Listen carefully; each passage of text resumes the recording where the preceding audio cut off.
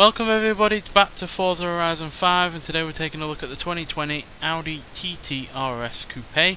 So this is part of the third generation that was produced between August 2014 and November 2023, when this car's generation was discontinued. No more Audi TTs as well either, by the way, at least for now. And this is part of the facelift that this car got. With this top of the range version having a few extras over the previous version of this car that we've already had before from 2018.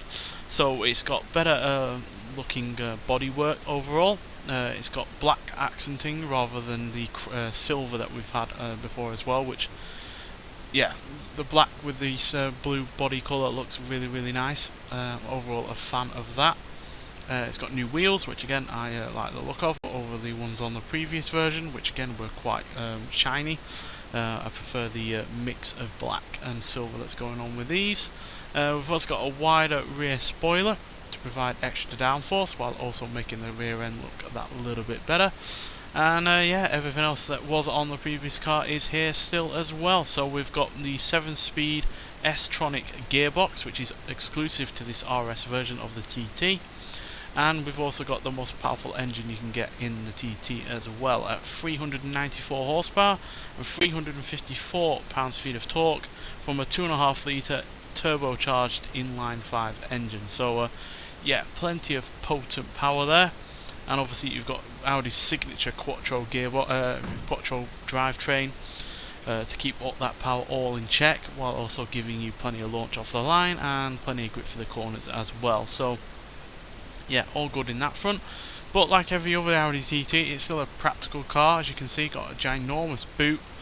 The rear seats look like they're fold downable as well. I personally wouldn't use the rear seats for anyone though, because they do look extremely tight. But yeah, still got a really nice interior. You got bits of carbon fibre here and there. But yeah, overall this looks really rather nice. I'm not a fan of these kind of gear levers when, you know, it's clearly an automatic gearbox. You know, just don't be ashamed of it. You know, at the end of the day you could have more room inside here without that being there. But on the whole, still a nice looking interior.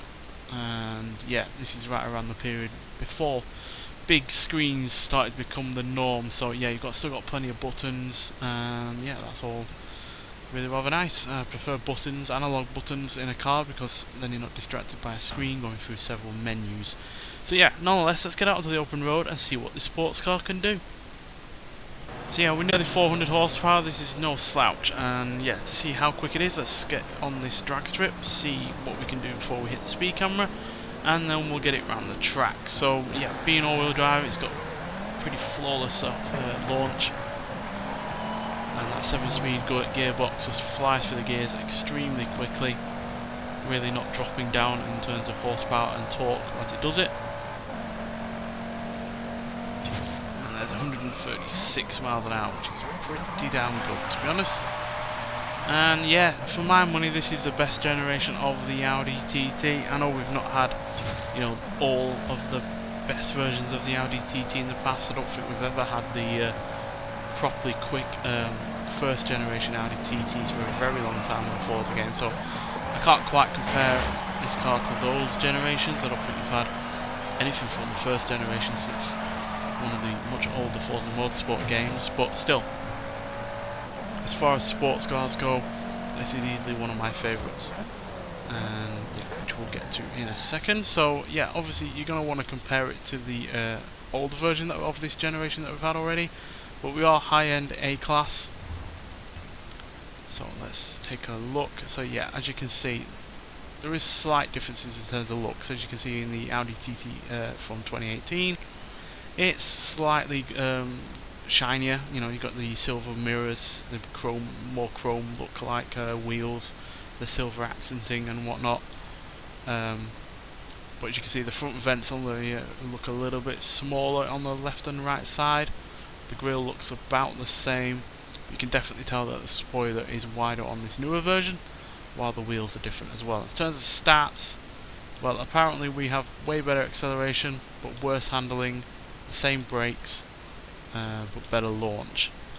So it could just purely be down to the fact that the The wider rear spoiler has changed the handling somewhat, for the better or for the worse. In terms of acceleration and launch, that could easily be due to the gearbox being more refined than it was from the car 2 years prior. But yeah, I don't know why the stats are so radically different when the cars both weigh the same at 3,306 pounds. But still, let's hear what this car sounds like, and then we'll talk about it some more.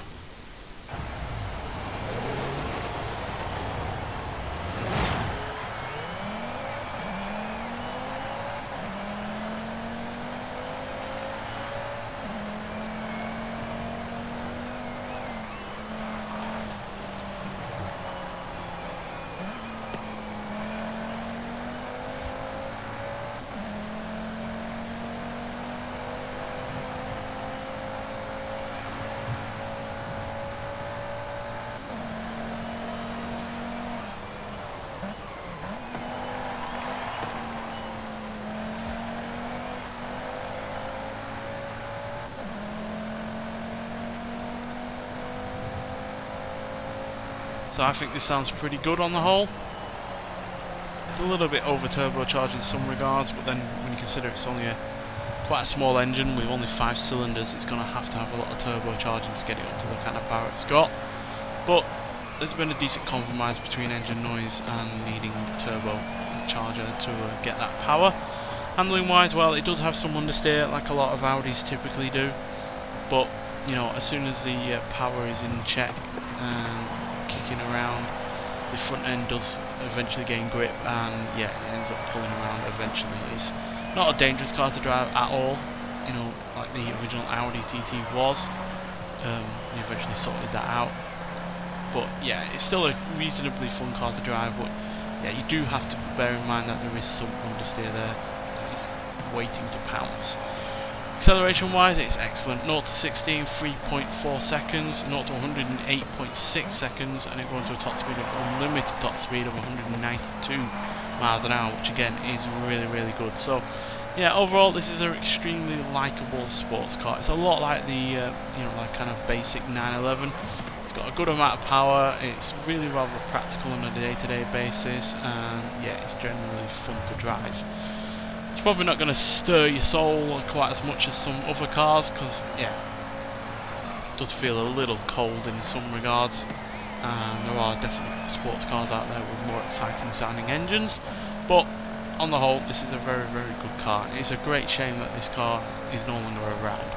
Whether or not they end up doing an electric version or not, I don't know, because at the end of the day the reason they said that they cancelled this car is not because, you know, of emissions or, you know, electric cars becoming the norm or anything like that. It's just that apparently two-door coupes just aren't selling as well as they used to. So yeah, that is the ultimate killer for this kind of car, to be honest, which is a great shame, but at least we get to enjoy it on this game, and you can get it in the current festival playlist for only 20 points. It's well worth getting. It's a really rather fun sports car.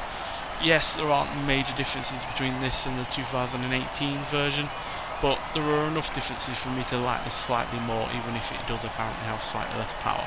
Not sure why on that front, but regardless, still a fun sports car, and one that I'm sure plenty of other people will enjoy.